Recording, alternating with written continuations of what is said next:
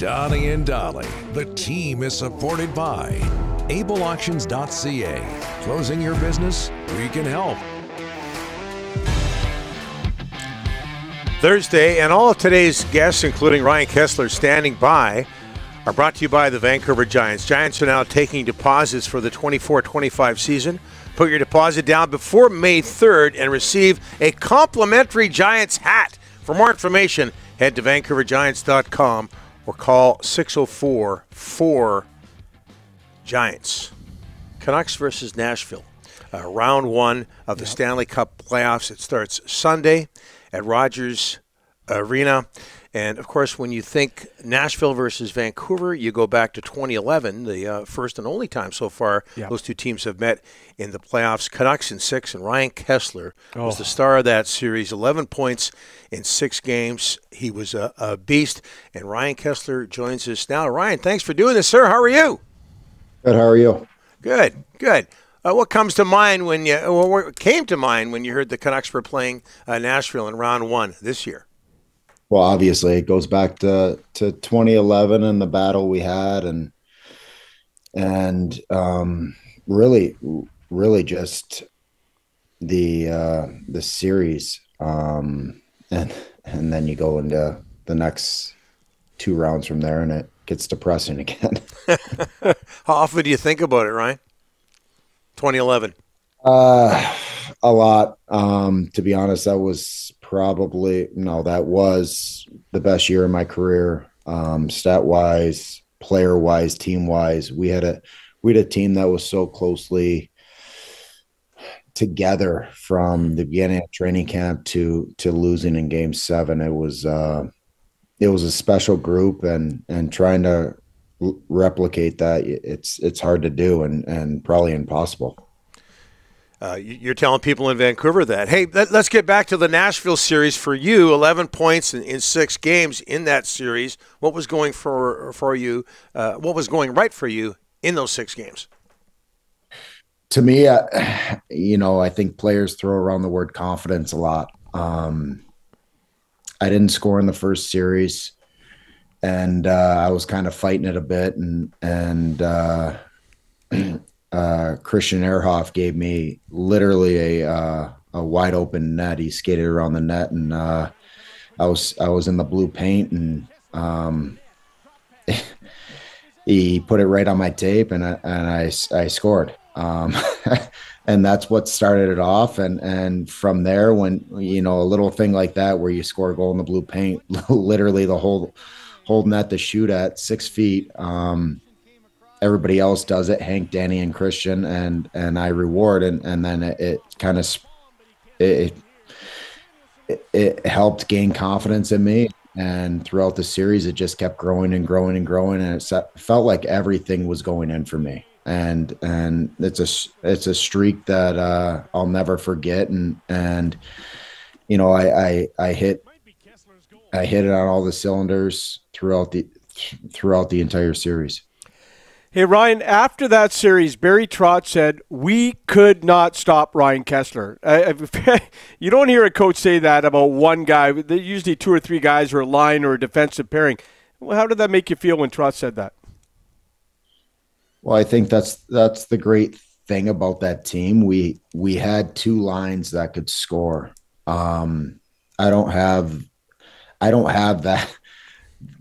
that series without Hank and Danny, and their line. I don't have it without, the third line stepping up and shutting down lines. I know Manny was hurt for most of the playoffs, but his line, and then we added a couple guys, and Lapierre and Laperriere and Higgins, and it really allowed me to play more of a offensive game while shutting down the other team's top line or second line. And then you look at Hank and Danny, they take the first D pairing, they take the defensive responsibility from the other team, and it allows me to do my thing. But for whatever reason, things were clicking, and no matter what they threw on me, I think they threw Weber and Suter on me. you have times in your career where you're in the right place at the right time, and things are going in, and you have confidence, and that's just what happened.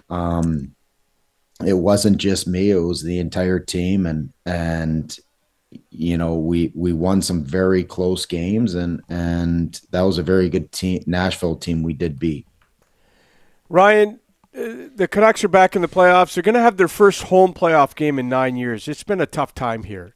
This city, as you know, in 211, when you're winning in the playoffs, there's no better place to be. I mean, how great was it? I mean, the fans haven't seen a ton since 211 success, but go back and how was the feeling in playing in front of those Vancouver fans in 211? People always say there's way more pressure playing in front of Canadian fans, which to a point there is. Passionate, they're, especially with Vancouver, it's a hockey market. There's not much other than Vancouver. I know they have the Giants, the WHL team there, and they have the Vancouver Whitecaps and the BC Lions. But when we won a couple President's trophies in a row, it was the place to be, and it was hard to get tickets. Even for my family, it was hard to get tickets, and it's kind of like, looking back on it now, when you're in it, there is pressure, but pressure is what you make it, right? For us, it was up until Game 7. I thought we did a good job of handling the pressure, and then Game 7 came, and I thought the pressure got to us a bit. But going back to what it's like to play in a Canadian city or playing in Vancouver when you're in the playoffs, what's crazy to me is how much the city got behind us. And just driving home from arenas and having the people outside your building or having the people outside your rink, and just the excitement and just the passion that they had. I was recently at the last home game of the Red Wings, and it's honestly the first game I've gone to since I was done playing, and just watching that and watching how passionate those Red Wing fans are. Yeah, they're passionate, but they don't get loud like Vancouver fans. They, in those playoffs, sending Horty and Higgy out and all those guys, just the first hit of the game, the building would erupt. And, I think that's what these players have to look forward to is seeing the towels fly and seeing how loud that building does get in playoffs. Ryan, a couple of questions. Do you keep in touch with your 2011 teammates still? And what are you up to these days? Yeah, I do. Juice and I probably are in contact every week. But other than that, Hank and Danny, Louie, Burr, actually Detroit was playing Montreal. So seeing Burr on the bench was pretty special. Good to see he's doing good. And when the game was kind of taken away from me, it was a tough time in my life. I'm not going to lie. I actually skated with Teddy Bluger. He probably doesn't remember, but this old guy, he had the ice right at a local rink down the road, and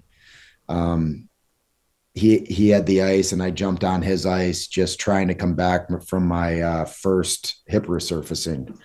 And looking back at it, I think he played for the Penguins at the time. It was just watching him and seeing him skate, and it's like, I'll never get back to that level. I'll never get back to that. But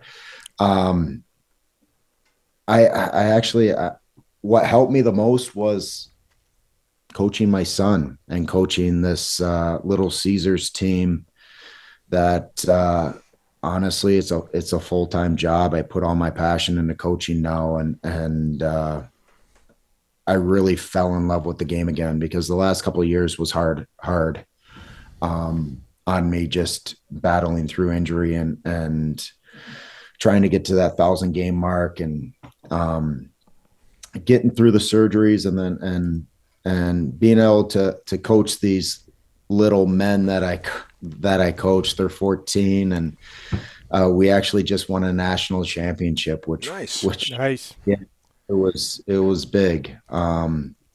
First one since 2019 for Little Caesars, and I think the 21st in their 68-year history. So it was good to win that, and to be honest, it's to see the joy and passion in these kids, and to see. And I know a lot of like youth hockey. I know you guys aren't in it that much, but I hear horror stories about parents ruining kids' time. And to be honest, I can coach a kid as hard as I want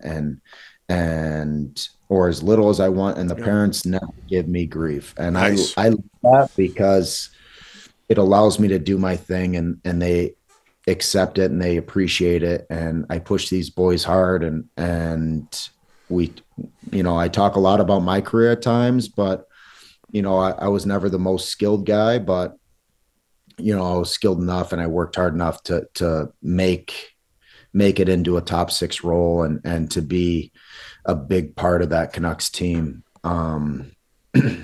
But yeah, I mean, we're coming to Vancouver actually in November, which will be it'll be fun. We're part of that Pat Quinn Invitational. Okay, yeah, right.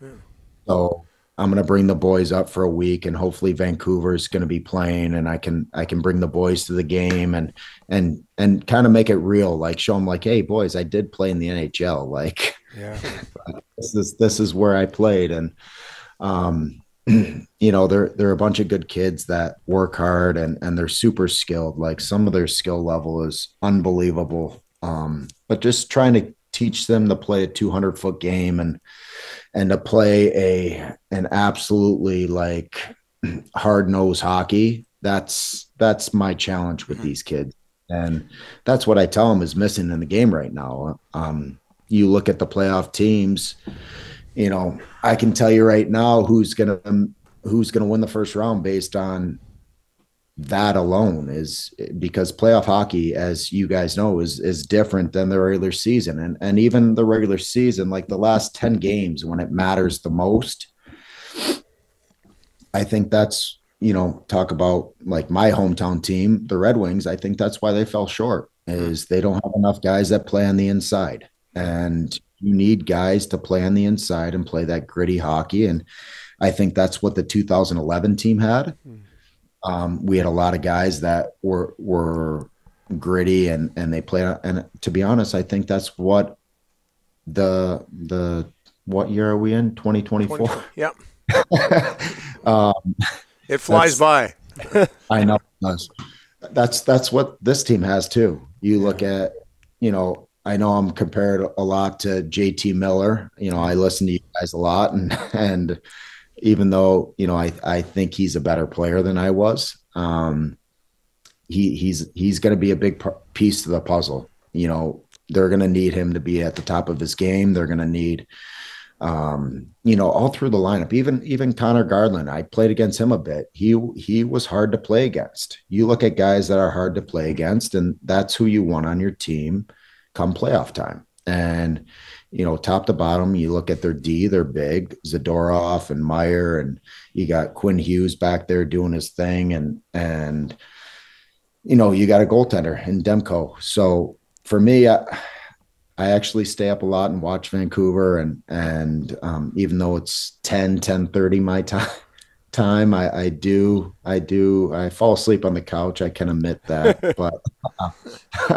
but I do stay up and watch them, and it's exciting to me still. I still feel like I'm a Canuck, and I'm all in, like their slogan says. Ryan, thanks so much for this. I can't believe that you actually listen or watch our show. We really appreciate that. You must have a lot of time on your hands. We appreciate it. We appreciate it. in between being an Uber driver for all my kids. Yeah. Awesome. Awesome, my friend. We'll look forward to seeing you in November, and thanks so much for this, Ryan. Thanks for making time. We really appreciate it. Thank you so much, Ryan. You bet. Okay. Ryan.